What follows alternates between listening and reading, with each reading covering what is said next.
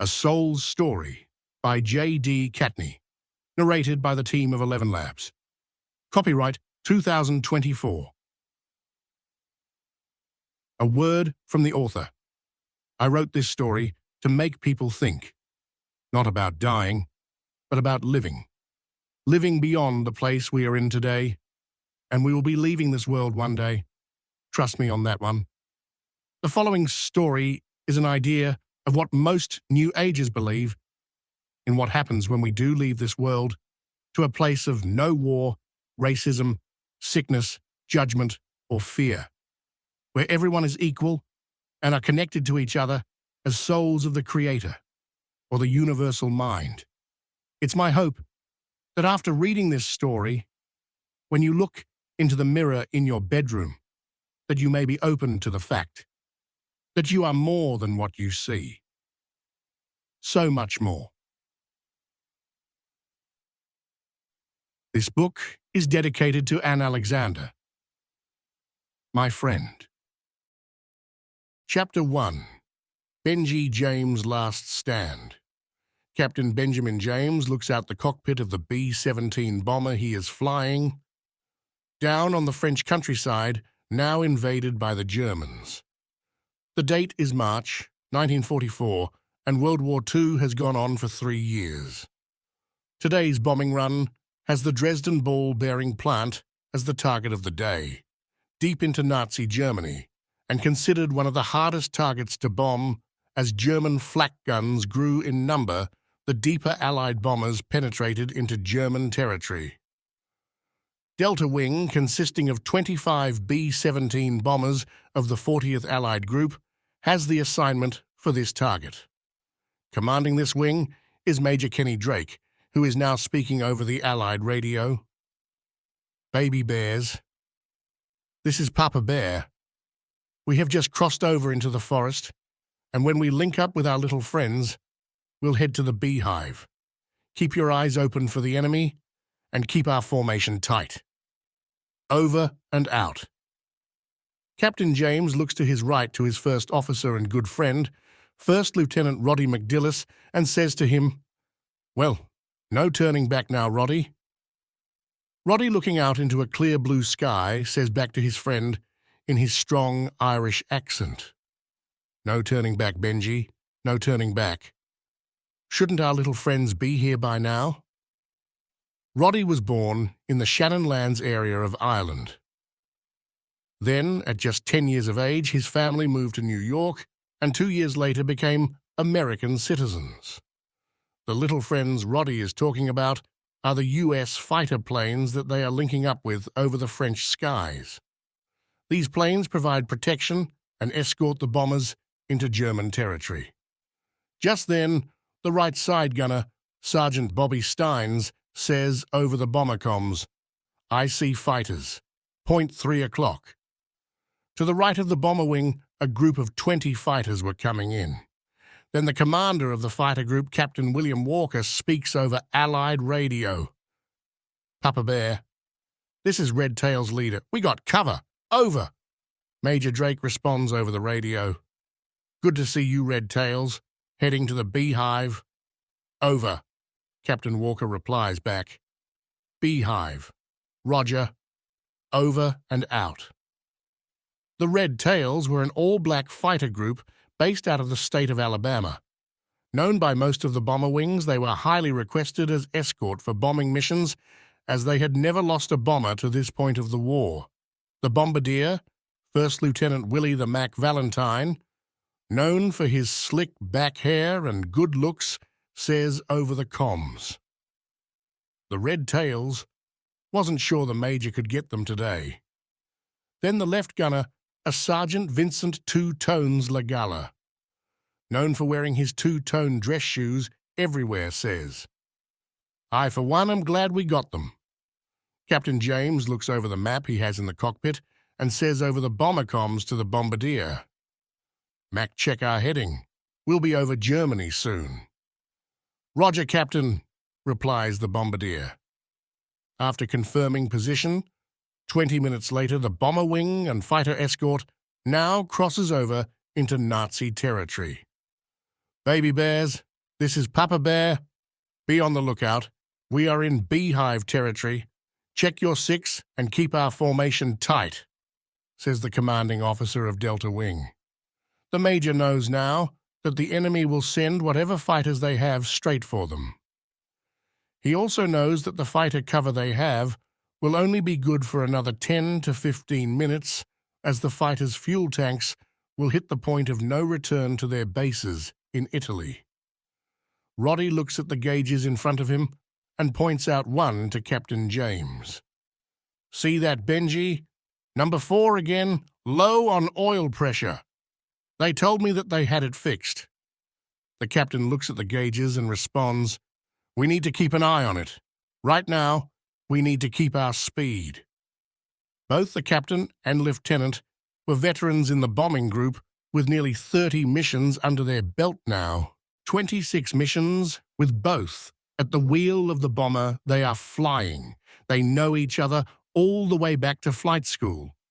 Through all the missions and seeing some of their buddies not coming back from missions, they are still here, trying to reach the magical 25 missions that will send them a golden ticket back to the States and to help raise savings bonds for the war. This sees its Captain James' 14th mission, while Lieutenant McDillis has 12 missions to his credit. Then, from the comms of the bomber, comes a warning from the top turret gunner, Private First Class Billy Bob Turner.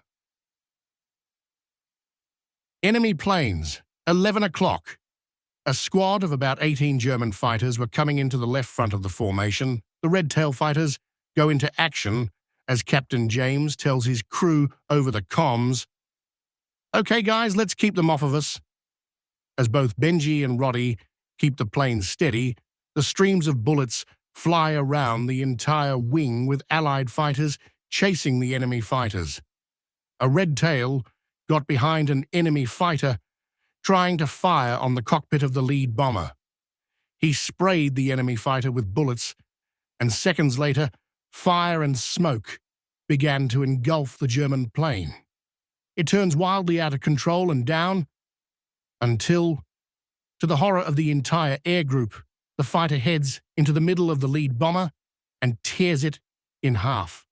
Both bomber and German fighter explode in a huge fireball. Benji and Roddy look on in horror, unable to do anything to help out that crew and its commander. Pieces of both planes fall from the sky.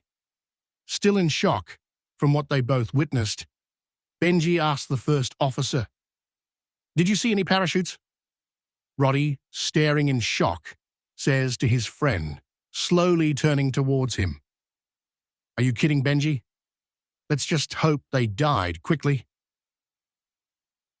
Both men have heard of this happening with other fighter wings. The last effort of a dying German fighter to take out an enemy, crashing into them after 2 minutes and minor damage to the rest of the bombers. The German planes were destroyed or have moved away. Benji talks with the tail gunner, Private Wink Fairlane, over the comms. Tail gunner, you see the enemy fighters? Private Fairlane responds, I see them, Captain, heading southwest away from the formation. The bombardier Mac Valentine comes on the comms. Captain, since we have lost the lead bomber, does that make us lead bomber now? Benji, still upset at what he saw with the Major's plane, now just realized that Mac was right. They are the lead bomber now, due to Captain James being the senior-ranked captain. The first officer turns to the new commander and says, you need to let the wing know, Benji. Captain James takes a breath, then pushes the talk button on his chest. Baby bears, due to what just happened, I am Papa Bear now. Nothing has changed. We stay on course to Beehive, keep our formation, and watch our six over and out. Captain James looks down for a second, then raises his head and looks over the gauges of his plane. Let's move to the head of the line. Lieutenant, The captain moves the stick, and the B-17. He commands, swings to the right, and in front of the wing he now also commands. Roddy replies, "We are now in lead formation, Captain." Looking both left and right, they see that the formation looks good, as Red Tail's leader can be heard on Allied comms. Red Tail's leader to Papa Bear. "We are bingo fuel, heading back to base. Good luck, Papa Bear." Captain James replies back, "Thanks, Red Tails. Safe journey back to base. Over and out." Benji and Roddy look out the cockpit as the fighter cover they had moves south and away from the bomber wing. Delta Wing now must make this bombing run alone sure to run into more fighters. It will be up to their gun turrets to keep the German planes off them. However, the bigger danger was yet to come: the flak guns. About 40 minutes later, as the bomber wing get closer to their target, flak gun rounds began to go off all around them, shaking and damaging the bombers as they fly through the rounds. German flak rounds can reach as high as 40,000 feet, so bombers must fly through them to reach their targets. Delta Wing is now minutes away from the target when a close blast of flak hits the right side of Captain James' bomber, and black smoke begins to show from Engine 4. "Damn, Engine 4 is hit. Should we cut fuel to it, Benji?" says Roddy. Captain James asks his first officer, "Is it on fire?" The first officer replies back, "Not yet, but the smoke is getting heavier." As the plane shakes from all the flak rounds going off around them, Benji adds, "Keep an eye on it. We need to keep our speed until we drop our bombs." As they reach the city of Dresden, Delta Wing is now just 2 minutes from the target, and Captain James must do a handoff of the plane's controls to the bombardier. "Mac, we're 2 minutes from the target. I'm handing off the plane to you." The lieutenant responds as he looks through the target sight and grabs his guidance controls. "Roger, Captain." Captain James flips the bombardier control switch, and now the flying of the plane is in the hands of Lieutenant Valentine as the entire wing follows the lead bomber. The flak gun rounds ease as the wing of bombers are almost over the target now. "Mac, talk to me," says the captain, as Mac now has the bomber doors open. He grabs the bomb drop button as he guides the B-17 over the target. "Almost there, Benji. Almost got it." Lieutenant Valentine sees the large ball-bearing complex and lining the X over the target. He pushes the bomb drop button, and a load of 500-pound bombs fall from the plane. Then the other bombers follow the lead bomber and drop their bombs. As the complex explodes beneath them, Mac tells the crew what he sees in his sights. "Bingo! What a beautiful sight. It will be months before they are back up and running again, guys. Fires are everywhere." There is a cheer inside the plane, knowing that the mission is complete, and both Benji and Roddy slap high fives in the cockpit. Mac switches control of the plane back to the captain now, as the celebration is short-lived, and now the fight to get back to base in one piece is now front and center. "Baby bears, this is Papa Bear. Good job. Now we head back to the honey cave. Stay on my 6 and in tight formation and watch for the enemy. Over and out," says the new commander of Delta Wing over Allied radio comms.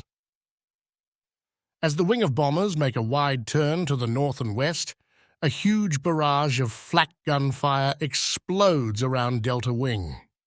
In the first minute, 5 bombers suffer damage to their frame and engines. Then it happens. The number 4 engine of Captain James' bomber suffers a direct hit, and a fire erupts from the engine. "We got a fire on number 4 Benji. We need to cut the fuel and dive," says the first officer. Making a dive is a term when a bomber turns the plane down towards the ground to put out an engine fire using G-forces to suffocate the fire and put it out. Most of the time, this works. But doing this while being under attack is a high risk for the crew. Captain James agrees and shuts off the fuel line to the damaged engine and quickly warns the crew of the actions that are about to happen. Then he and Lieutenant McDillis move the plane down as their speed and G-forces increase. Speed increasing, 250, 300, 350. Roddy looks at the engine, and the fire begins to die out. Benji, being pushed back in his seat due to the G-forces, yells to Roddy, "Is she out yet?" The first officer looks again at Engine 4, and to his relief the fire goes out. "We're clear, Captain," yells the first officer. Both men pull the stick up towards them, and the big B-17 slowly levels off. Benji yells, "Sweet Jesus! Attitude, Roddy!" Roddy looks at the attitude gauge. It reads just over 10,000 feet. "We can regain attitude, but not the speed, Captain," as Lieutenant McDillis replies in a nervous Irish voice. As flak gunfire stops, Benji knows that his crew likely won't make it back in one piece, but has to do whatever they can to keep them in the air. He takes a deep breath, then speaks over Allied comms to the bomber wing. "Baby bears, this is Papa Bear. We can't keep up with you, so the next man is up. Keep watching your six and get back to the honey cave. May God be with you all. Over and out." Roddy looks at his friend, knowing that the chance of making it back to base is low now, with only 3 engines and no cover from the other bombers. They are sitting ducks for any fighters that comes after them. Benji thinks of what he needs to say to his crew as he speaks over the bomber's comms. "Crew, this is the captain. We are down an engine, and we think we can make it back to 20,000 feet, but our speed will not let us keep pace with the wing. Make sure you have your parachutes on and ready if we need to abandon the plane. Remember the rule of capture if that comes to it. Captain out." As Roddy makes a slow climb back to attitude, the flak guns are silent. An uneasy calm settles over the plane as number 4 engine is down and still smoking, but no flare-ups of a fire can be seen. That is a good thing. However, a trail of black smoke follows them from number 4 engine and can be seen from the clear blue sky. From an uneasy silence, Roddy says, "I never told you. My sister thought you were cute," Roddy says to Benji, and as Benji smiles at him, "You tell me this now, you son of a bitch?" "Ha ha ha ha. Hell, Roddy, what can I do with that now?" "Ha ha ha ha ha," laughs Captain James at his good friend. Benji gets up and turns to the back of the plane. "Need to talk with Mac off the comms. Be right back, Roddy," says the commander to his first officer. As Benji heads in back of the plane, Roddy looks straight out the cockpit at the back of Delta Wing, getting further away from them. Captain James makes it back to Lieutenant Valentine and Sergeant Legala. "Mac, if we have to ditch the plane, I need..." Mac cuts him off and says, "I know, Captain. Destroy the bomb site and burn the maps. We're 3+ hours away from the English Channel. It does not look good." Benji whispers to Mac, "Keep that to yourself. We're not done yet, Mac." The captain sees his gunner 2 tones and pats him on the shoulder. "Is the ball turret gunner alive?" Sergeant Legala says to the commander in his New Yorker accent. "That guy must be the quietest gunner in 40th Air Group." Benji opens the bottom hatch and sees Corporal Clay Riley sitting in the turret. He just joined his crew from gunner's school, and this is his first mission.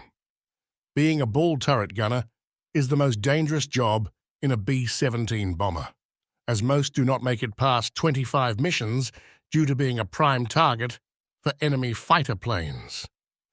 "How are you doing down there, Clay?" says Benji. "Sir, I'm good, sir," says the young gunner.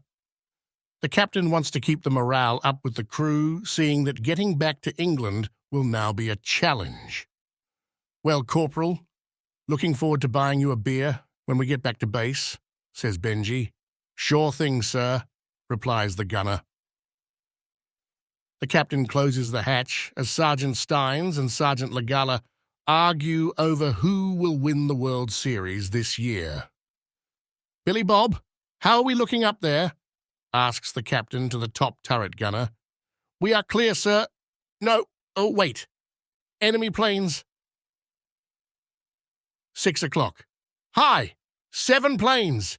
Yells the top turret gunner. Then Roddy yells from the cockpit, Better get up here, Benji! As Benji runs to the cockpit, he yells to everyone, Battle stations! The turret gunners move to the direction of the enemy as Benji gets back to his seat in the cockpit. The first officer looks up and says, They are flying right over us! Benji knows the only thing they can do is to hit the deck. Dive, Roddy! Dive! Yells Benji. The 7 German fighters divide and 4 head towards Delta Wing's position, while 3 are heading right to Captain James and his crippled bomber. The B-17 dives and tries to give the gun turrets a chance to shoot the fighters out of the sky. The tail gunner hits one of the enemy fighters and it turns to the right, but the other 2 fighters sends bullets into the bomber and kill the tail gunner Wink's Fairlane instantly. Then Lieutenant Valentine takes a hit to the right shoulder and falls screaming to the floor of the plane. The screams can be heard in the cockpit. What's happening back there? Yells the first officer. I have to level her out, says Benji, as number 1 engine takes a hit and begins to catch fire. Roddy begins to get up and head back to help out the crew and a screaming Mac Valentine. As he turns, an unknown to both Captain James and the first officer. The other 4 enemy planes circle back to help the other 2 enemy fighters that are firing on Captain James and his crew. A burst of bullets rain down on the cockpit from left to right, and Benji feels a sharp pain as bullets shred his left knee and leg. Blood drips down the floor of the cockpit as the captain yells out, Roddy, I'm hit! Roddy!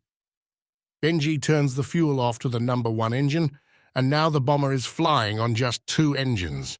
Roddy, where are... In pain, he turns as he sees his best friend, Lieutenant Roddy McDillis, at the bottom of the cockpit stairs. He was hit in the back by the burst of fire that hit him. He lies dead on his back, looking upward. Roddy! Screams Benji at his friend. Captain James freezes for a moment as enemy fighters are firing on their bomber, and the remaining gun turrets on the bomber are firing back at them. He snaps out of it, puts the plane on autopilot, and knowing that the plane won't last long in the air, hits. The abandoned plane lights, then crawls out of the cockpit to his dead friend. The ball turret hatch opens, and the young gunner, Clay Riley, sees the captain on the floor. His left leg is badly injured and bleeding. Sir, we have to jump, sir. Captain James, his hand over Roddy's chest, says goodbye to his friend and first officer. Get me up, Clay. Billy Bob, 2 Tones, Bobby and Mac. He looks to the floor as 2 Tones covers the body of Lieutenant Valentine with a GI blanket found on board. He just died. He lost too much blood, sir, Sergeant Legala tells the captain. Another volley of bullets races through the aircraft as the enemy planes continue to fire on them and almost hit the young Corporal Clay Riley. Okay, everyone jump. Sergeant, light those maps and burn them. Then get the hell out, commands Benji James as he drags his badly hurt leg to the bombardier station. Sergeant Legala takes out a lighter and burns the maps as the captain takes out his .45 sidearm, sticks it in the eyepiece of the bomb site, and pulls the trigger, destroying it. Just as Corporal Riley, Sergeant Steins, and PFC Turner jump from the plane, the number 1 engine explodes and takes a piece of the wing with it. The autopilot disengages, and the plane begins to dive down now under 10,000 feet. Sergeant Legala and Captain James are the only two left on the plane and are pushed towards the back of the plane. Two-Tones Legala grabs Captain James to keep him from going any further back as the G-forces get stronger inside the bomber. "I got you, sir," yells Two-Tones as both men are fighting to get out of the plane. They reach the left turret opening and Benji yells to his sergeant, "Happy landings, Two-Tones," and pushes the sergeant out of the plane. Benji can see the ground getting closer and closer as he fights to hold on to the opening. The plane is beginning to corkscrew down, and Benji knows if he does not jump now, he never will. With all his strength, he pushes himself out of the dying plane when he hears a ripping sound from behind him. Bleeding badly from his wound, he reaches to pull his parachute open with the ripcord. He reaches again, but the ripcord is not there. Then quickly he tries his backup chute as he pulls the cord, but something is wrong.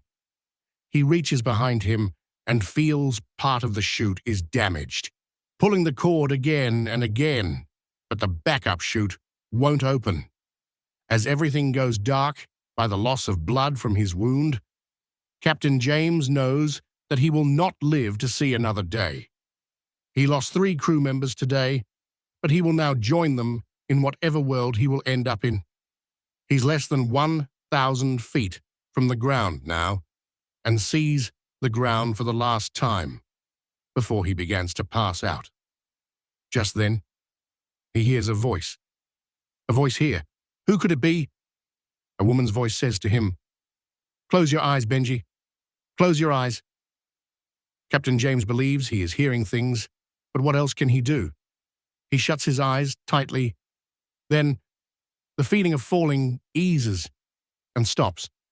He hears nothing as he feels that he is not falling anymore. But how? Then he begins to hear birds singing.